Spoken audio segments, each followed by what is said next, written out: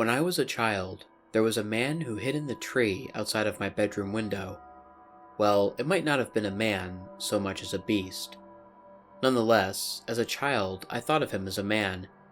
I used to watch him climb out of the tree at night and play with things in the yard. His body was thin and long. His skin was the color of tar.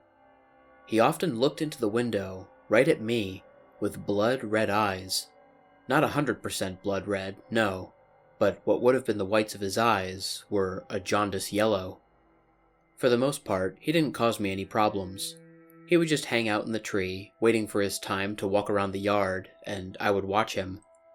I always wondered what he was. I thought that maybe he was an alien of some sort.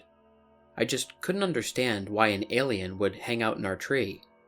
I also would wonder where he went during the day, because frankly, I didn't see him in the tree when the sun was out. Maybe he hid in the hills across the road. Maybe that's what led him out into the road that one night. See, he mostly just messed with things in the yard, flipping stuff over, opening the gas hatches on the cars, and chasing cats. One night, he stayed out in the road. It was hard to see him because he was out of the range of the floodlight's motion sensor. The only thing that gave away his position was the light of the moon reflecting off of his body.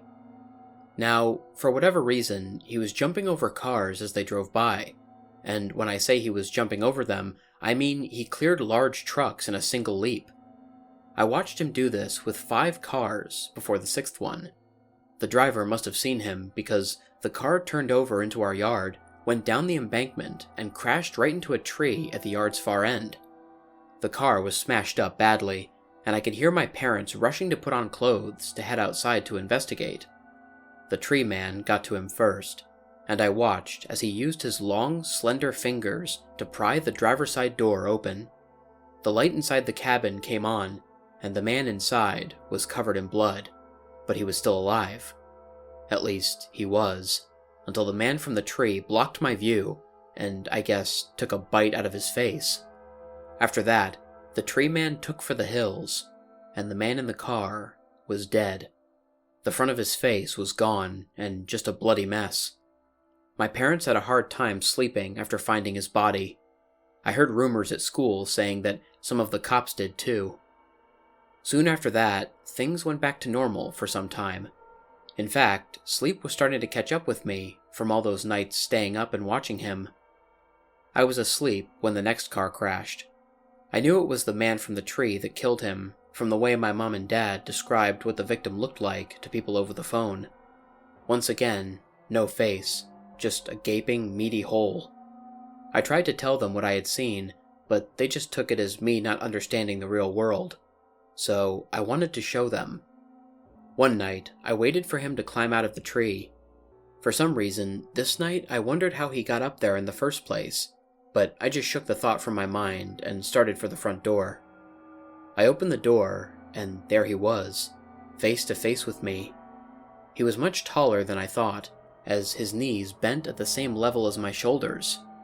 He had let his arms drop to the porch, making him almost look like a thin, hairless black monkey.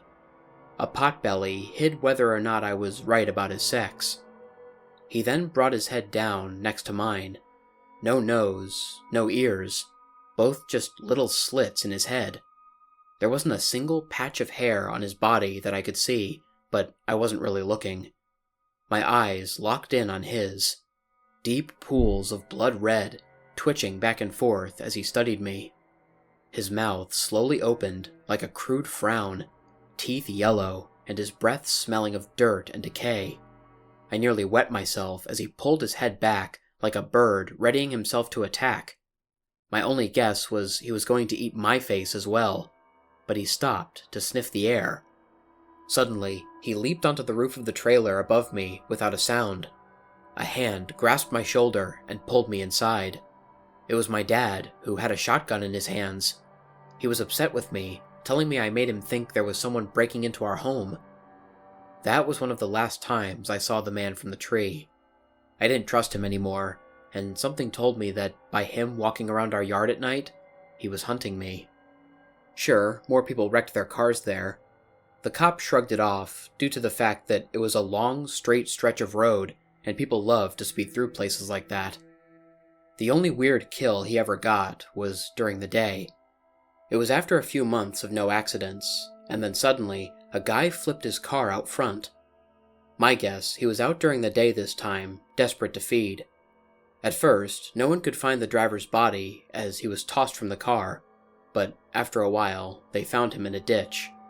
He was hurt bad, blood pouring out of a wound on his arm. The cops found drugs in his car and deemed the accident as drug-related. Yet, the man from the tree still got his kill. See, this guy was hurt so bad they had to take him to the hospital, and at some point during the night, he suddenly lost his face. Shortly after this, my family moved out of that trailer, deeming it unsafe for their children. After that, I grew up, got married, and had children of my own after moving out of state. It's been over 15 years since I last seen the Face Eater, but I think that's all about to change.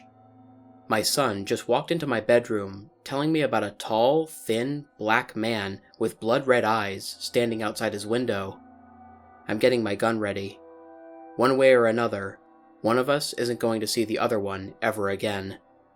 I just hope that by one of us, I mean myself.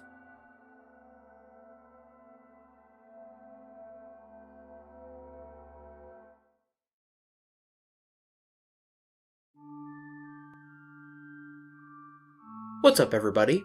Lone Wolf here. I hope you guys enjoyed listening to tonight's video. In case anyone is interested, all of the various elements used in this video, including pictures, music, sound effects, and stories, will be linked in the description below. Anyways, if you guys enjoyed the video, please feel free to like, share, and subscribe if you haven't already. Also, click the bell for notifications so you don't miss a new video.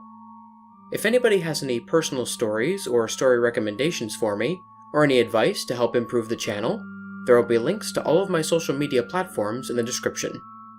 I'm mostly active on Twitter and on Instagram, but I also have an email, a Discord server, and a TikTok account that you can message me on as well. Until next time, stay spooky. And remember, the hunt begins when the moon is full.